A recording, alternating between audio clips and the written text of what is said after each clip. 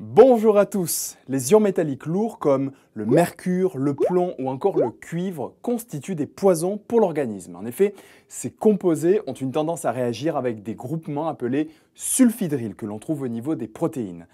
Voici la formule générale de l'acide aminé appelé cystéine, avec en jaune son radical. Alors ces groupements sulfhydryles sont composés d'un atome d'hydrogène et d'un atome de soufre reliés entre eux par une liaison simple. Or, ces groupes sont très facilement oxydés par nos fameux ions métalliques lourds tels que le plomb, Pb2+, ou encore le mercure, Hg2+. Voici pour vous un exemple de réaction. Vous avez deux groupements SH distincts l'un de l'autre présents au sein d'une protéine.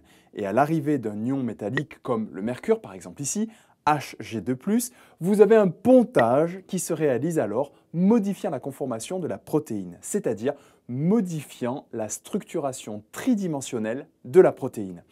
Ce genre de réaction peut inhiber irréversiblement l'activité enzymatique de la protéine en modifiant sa forme générale, ce qui constitue la base biochimique de l'empoisonnement au plomb ou au mercure. Pour la petite histoire, l'empoisonnement au mercure était une maladie professionnelle courante au XVIIe siècle dans l'industrie des chapeaux de feutrine. Et oui, ces chapeaux étaient produits à partir de poils fins de lapin et de lièvre, et leur conversion en feutrine faisait appel à des sels de mercure qui avaient pour effet de rompre les structures moléculaires des poils de lapin et de lièvre, les rendant alors plus mous, plus doux au toucher.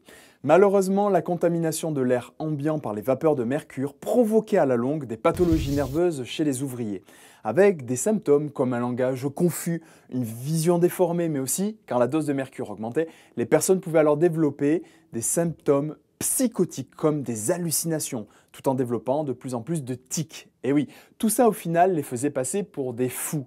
En fait, ces ouvriers étaient les modèles du chapelier fou d'Alice au Pays des Merveilles. Vous vous rappelez, non?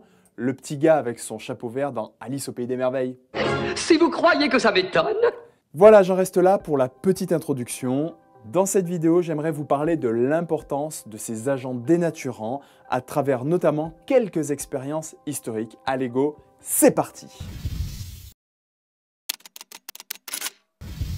Merci à tous d'avoir regardé cette vidéo jusqu'au bout. Si vous souhaitez aller plus loin avec moi, recevoir des vidéos inédites avec des exercices spécifiques selon votre filière, si vous êtes en médecine, par exemple dans la filière PACES, ou bien en BTS diététique, ou bien encore en fac de sciences, cliquez sous la vidéo, je vous ai préparé des programmes spécifiques pour chacune de ces filières. Donc si vous voulez réussir votre année, réussir votre concours et exploser tous vos résultats, c'est maintenant en rejoignant toute une communauté d'étudiants. Je vous dis à tout de suite.